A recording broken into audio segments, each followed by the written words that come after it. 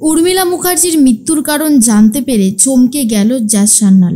সম্পূর্ণ জানতে ভিডিওটিতে একটি লাইক করে প্রথম থেকেই দেখতে থাকো। গল্পের শুরুতেই দেখা যায় উত্তীয় ফোন করেছে জ্যাজ সান্যালকে। আর জ্যাজ সান্যাল বলে, কে কে বলছেন বলুন তো আপনি? উত্তীয় বলে, আমি কে বলছি সেটা আপনার না জানলেও চলবে, কিন্তু হ্যাঁ, আপনি যদি আমাকে ভালোবাসতেন তাহলে আরও বেশি লাভ করতে পারতেন। এরপর জগদ্ধাত্রী বলে, আপনার সাহস দেখে আমি অবাক হয়ে যাচ্ছি। আপনি হয়তো ভুলে গেছেন আপনি কার সাথে এই কথাগুলো বলছেন। আমার নাম জ্যাজ সান্যাল। উত্তীয় বলে, আমি খুব ভালো মতন জানি আপনার নাম কি। আপনি একজন ফ্রডের সাথে রয়েছেন। ওই লোকটা একটা ফ্রড। ওকে ছেড়ে আমার কাছে আসুন, সমস্ত কিছু আপনাকে দেওয়া হবে। জগদ্ধাত্রী বলে, আপনি মুখ সামলে কথা বলুন, না হলে কিন্তু এর পরবর্তী সময় আরও বেশি করে অসুবিধায় পড়বেন। আপনাকে কিন্তু আমি ছাড়ব না। উত্তীয় বলে, কিন্তু আপনি কি করবেন? আমি তো আর কোনো ক্রিমিনাল না যে আমাকে জেলে ভরে দেবেন, তাই না? জগদ্ধাত্রী বলে, আমার তো সেটাই জানার, কে আপনি আর কেনই বা এই কথাগুলো বলছেন। স্বয়ম্ভু আমার হাজবেন্ড। রাজনাথ মুখার্জি আর উর্মিলা মুখার্জির ছেলেই হলো স্বয়ম্ভু। বুঝতে পেরেছেন? এরপর এই স্বয়ম্ভুর কথাই বারবার ভাবতে থাকে জগদ্ধাত্রী।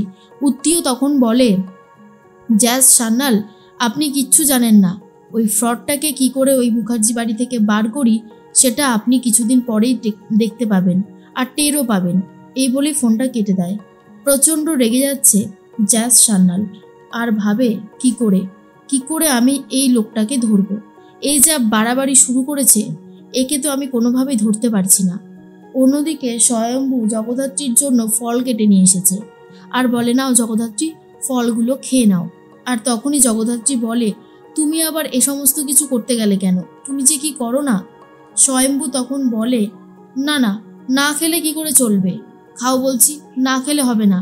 দেখো, আমি ছোটবেলা থেকে যেসব জিনিসে বঞ্চিত হয়েছি, আমি কখনোই চাই না আমার যে সন্তান সেও সব কিছু থেকে বঞ্চিত হোক। তাহলে সব থেকে বেশি কষ্ট আমি পাবো। তাই বলছি জগদ্ধাত্রী, প্লিজ আমার কথাটা একবার বোঝার চেষ্টা করো। জগদ্ধাত্রী তখন বলে, ঠিক আছে, আমি খাচ্ছি। এর মধ্যেই স্বয়ম্ভু তখন মনে মনে ভাবতে থাকে জগদ্ধাত্রীর ভেতরে এমন কিছু চলছে যেটা ও আমাকে বলতে পারছে না। অন্যদিকে উৎসবের ঘরে চলে গেছে জগদ্ধাত্রী। উৎসব তখন বলে, কি ব্যাপার জগদ্ধাত্রী, আমার এক্স গার্লফ্রেন্ড কি চাই? জগদ্ধাত্রী বলে, মুখ সামলে কথা বলো, তুমি কিন্তু বড্ড বেশি কথা বলছো। আমি যেটা জানতে এসেছি সেটা বলো। অজিত সাউকে মারলে কেন, কিসের জন্য? উৎসব বলে, এসব কি কথা বলছো? হ্যাঁ, কি কথা বলছো? জগদ্ধাত্রী বলে, আমি ঠিক কথাই বলেছি। সবার চোখের সামনে দিবালোকে অজিত সাউকে গুলি করে মারা হয়েছে। তার কিছুক্ষণ আগেই অজিত সাউর সাথে তোমার ফোনে কথা হয়েছিল, তাই তো উৎসব মুখার্জি? উৎসব তখন বলে, আমি জানি না, আমি এসব কিছু জানি না, আমাকে এ সমস্ত কিছু বলছো কেন? জগদ্ধাত্রী তখন বলে, কারণটা তো খুব সিম্পল। কারণটা হলো, আমি খুব ভালো মতন বুঝতে পারছি যে তুমি এইসবের পিছনে রয়েছো। তুমি যে মিথ্যেটাকে সত্যি বলে চালানোর চেষ্টা করছো, টিকবে না, ধোপে টিকতে পারবে না। তোমাকে জাস্ট বোরে করে রাখা হয়েছে, বুঝতে পেরেছো? উৎসব বলে, আমি কিছু জানি না, তুমি এখান থেকে প্লিজ যাও। এরপরে জগদ্ধাত্রী বলে, আমি যদি একবার ওই ধীরাজ বাসুর চেম্বারে যেই মেয়েটা গেছিল ওকে অ্যারেস্ট করতে পারি, তাহলে আমার কাছে সমস্তটা জলের মতন পরিষ্কার হয়ে যাবে। তারপরে আমি তোমাকে দেখাবো কত ধানে কত চাল। এর মধ্যেই চলে এসেছে মেহেন্দি আর বলে, কি শুরু করেছিস তুই? কি শুরু করেছিস বল? কেন কেন এমনটা করছিস? তুই কি আমার সংসারটা একদম শেষ করে দিবি? জগদ্ধাত্রী তখন বলে, আমি তোর সংসার শেষ করছি না, বরং তুই তোর স্বামীকে বোঝা এই বয়সে ও যেন আর কোনো কুকীর্তি না করে, সেটা মেনে নেওয়া যাচ্ছে না। এর মধ্যেই জগদ্ধাত্রী তখন বলে, আরও একটা কথা মেহেন্দি, সময় থাকতে থাকতে যদি সব কিছু বুঝতে না পারিস, যখন সময় চলে যাবে তখন আর বুঝে কোনো লাভ হবে না। এর মধ্যেই জগদ্ধাত্রী বলে, উৎসব, এখনও তুমি সত্যিটা স্বীকার করলে না, এরপর তোমাকে সত্যিটা নিজের মুখেই স্বীকার করতে হবে। এই বলে ঘর থেকে বেরিয়ে যায়। আর তখনই উৎসব বলে, জগদ্ধাত্রী যা চাইছে সেটা কোনোদিনও করতে দেওয়া যাবে না। মেহেন্দি বলে, এই সম্পত্তি ভাগ হলে আমি পাবো এই সম্পত্তি। উৎসব বলে, একদমই ঠিক বলেছো তুমি, আমিও তোমার সাথে একমত। অন্যদিকে দেখা যায় বৈদেহী মুখার্জি খবরের কাগজ পড়তে থাকে। এর মধ্যে মেহেন্দির কাছে একটা ফোন এসেছে। একটা মেয়ে ফোন করে। মেহেন্দি সেই ফোনটা ধরলে হ্যালো হ্যালো বললেও মেয়েটা কোনো কথা না বলেই ফোনটা কেটে দেয়। মধ্যে দেখা যায় জগদ্ধাত্রী কফি করে নিয়ে গেছে বৈদেহী মুখার্জির জন্য। বৈদেহী মুখার্জি বলে, কি ব্যাপার, তুমি আবার কফি করে আনতে গেলে কেন? তোমাকে না আমি বলেছি, আমি মালতীকেও বলেছি তোমাকে যাতে কিচেনে ঢুকতে না দেয়, তুমি আবার কিচেনে গিয়ে এই গরমের মধ্যে আগুনের পাশে দাঁড়িয়ে দাঁড়িয়ে এসব করেছো। তোমাকে আর কতবার বলবো বলো তো জগদ্ধাত্রী? জগদ্ধাত্রী তখন বলে, দেখুন আমার পক্ষে কিছু করা সম্ভব ছিল না, কারণ আমি তো আপনার কাছে এসেছি কয়েকটা কথা বলতে। আচ্ছা, শাশুড়ি বৌমা পাশাপাশি বসে কি কথা বলতে পারে না? প্লিজ মা বসুন না, আপনার সাথে কিছু কথা আছে। এরপর কফি খেতে খেতে জগদ্ধাত্রী বলতে থাকে, উর্মিলা মুখার্জির মৃত্যুটা কিভাবে হয়েছিল। তখনই বৈদেহী মুখার্জি বলে, আচ্ছা তার মানে এটাই হচ্ছে কারণ, তাই তো? আমি এখন খুব ভালো মতন বুঝতে পারছি জগদ্ধাত্রী, তোমার কফি খাওয়ার পেছনে এইটাই হচ্ছে কারণ। জগদ্ধাত্রী না, তুমি জ্যাজ সান্যাল সেজে আমার সাথে এসেছো কথা বলতে, তোমার ইনভেস্টিগেশনের সমস্ত কথা। উর্মিলা মুখার্জিকে নিয়ে পড়েছো কেন এখন?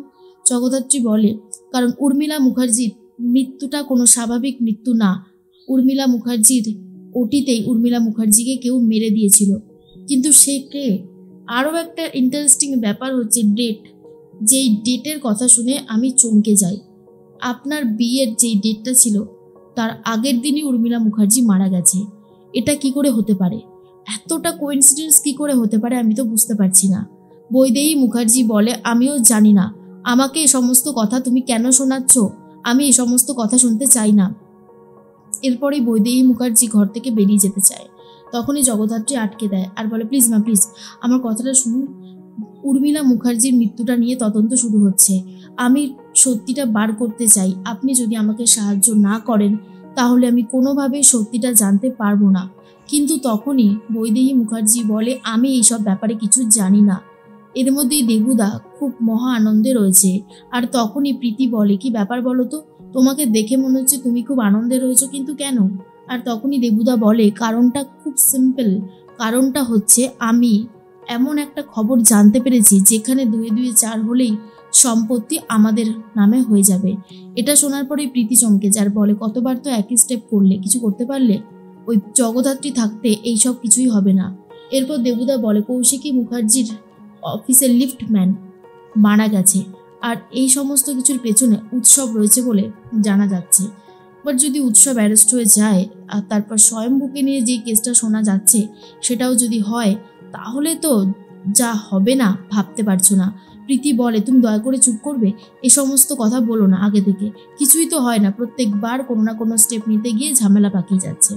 অন্যদিকে জগদ্ধাত্রী বৈদেহী মুখার্জির কাছ থেকে বারবার সত্যিটা জানতে চায়, যেটা শোনার পর বৈদেহী মুখার্জি নিজেই চমকে গেছে।